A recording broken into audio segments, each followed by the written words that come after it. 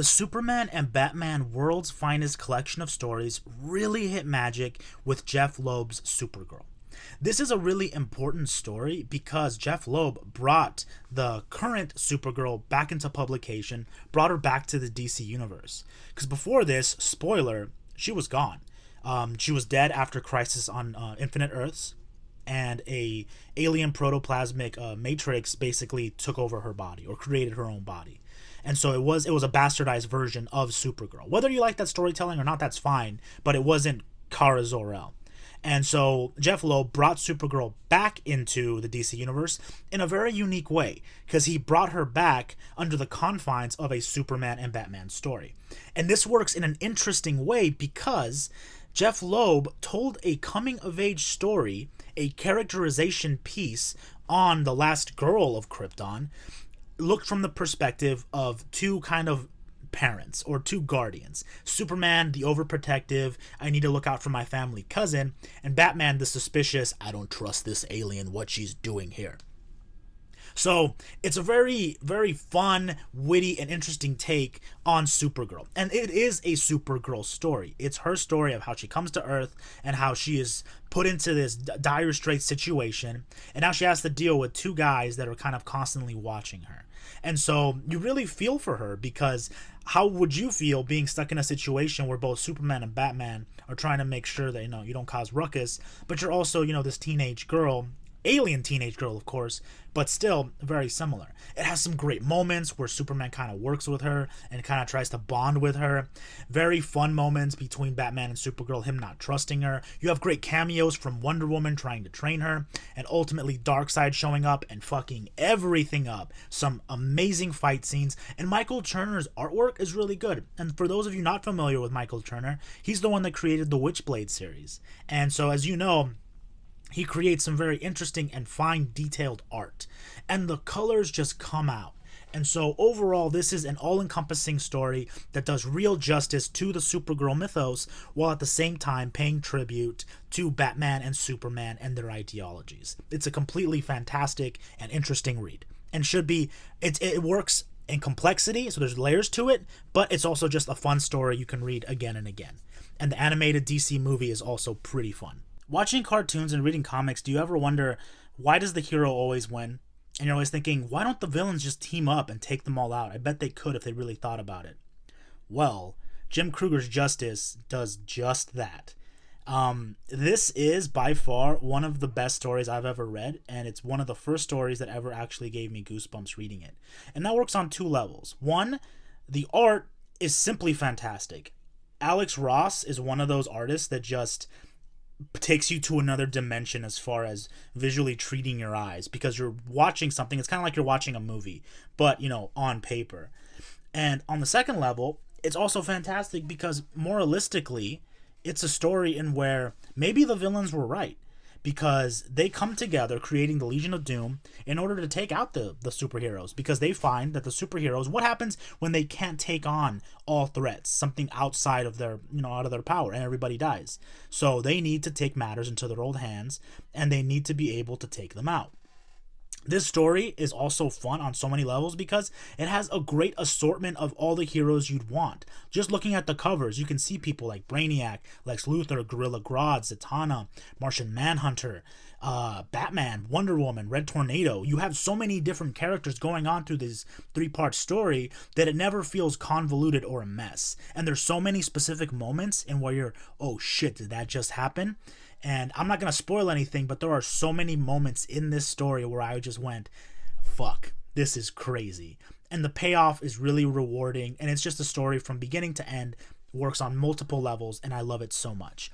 Please, if you want to do something great for yourself this weekend, read Jim Krueger's Justice, because it'll do you justice and take you the right way into comic book storytelling. The Injustice games deserve all of the hype that they get. That game is a masterclass of not just storytelling, but also in just gameplay. But one thing that makes that game so much better is the Injustice Gods Among Us graphic novels, which detail year through year how we got to the events of the Injustice game.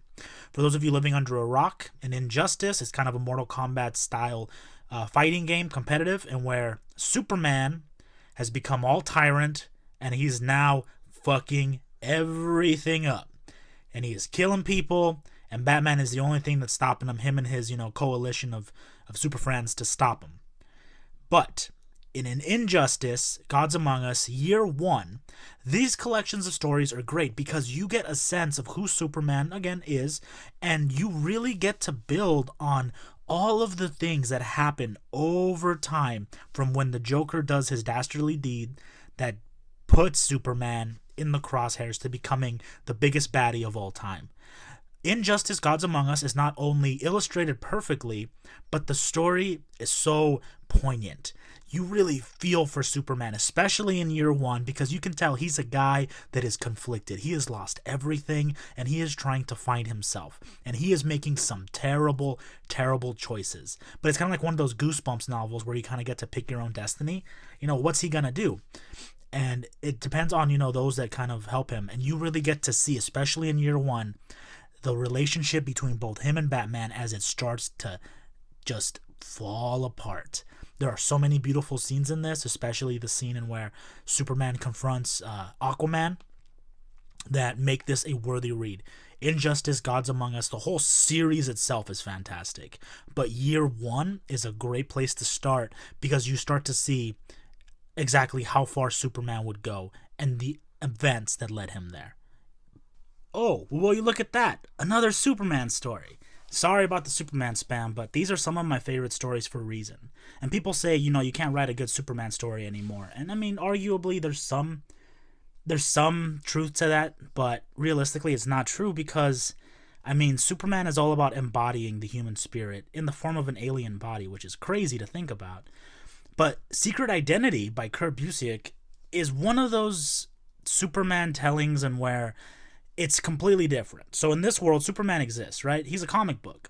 And so we have this kid who has basically the same origins of Superman, and he's trying to come of his own. Secret Identity is smartly written. There are a lot of interesting moments, and arguably is in my top 3 favorite Superman stories because it is an origin story, but it's not part of our DC Universe Superman. This is about a kid who grows up understanding what Superman is always made fun of because his name is also Clark Kent, and ultimately finds out that he is much more similar to Superman than he would have ever expected. This is beautiful storytelling at its finest because it's a great coming-of-age story, kind of like the Supergirl story, but in this case from the perspective of an everyday guy who is just trying to do his best, and the art by Stuart Immonen is also really pretty to look at. It feels different. It has a different vibe to what Superman can be, and by the end of it, it's a very good story in where you kind of get to see, okay, so Superman has lived his life. Where does he go from here? I love this story. The Superman Lois and Clark DC Rebirth story is completely phenomenal. And the reason it is because we have pre-Flashpoint Superman who now has his family, Lois Lane, and he's had a son, Jonathan Kent. And now they have secretly been living on the New 52 Earth Prime with all the new, more violent, more aggressive superheroes, right? That came out with the New 52 line. And what I love so much about this story is you get pre-Superman, the Superman that everybody loved, the one that was part of, pre-Flashpoint, that was very important. And this Superman is here watching events unfold and is taking proactive steps to make sure that some of his main villains don't exist. So in the sense of looking at the New 52 as a whole, knowing that this is going on behind the scenes is actually really enthralling and really interesting. And what I like about this Superman is, one, it's old school Superman with all of his values and all of his hard work, but it's also a Superman that's trying to live a new life. He's trying to develop something for his wife Lois and his son Jonathan, who is slowly becoming a Superboy himself.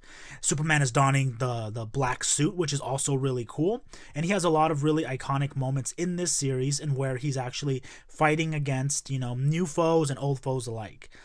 Being conflicted on whether or not he should approach New 52 Batman or not, and also rocking that sick beard. This is a Superman that's old school, but thrust into a new situation. I love this story because as someone who loves DC, there's a lot of little Easter eggs within it, and it kind of allows you to make your own story in your own head as far as where was he when these things were going on. And the opening shot of the Justice League taking on Apocalypse and Superman just being a millisecond away from intervening before the new heroes took over was just breathtaking to read.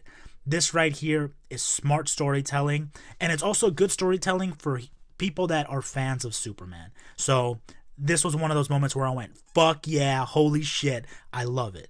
And so I can't recommend this book any higher.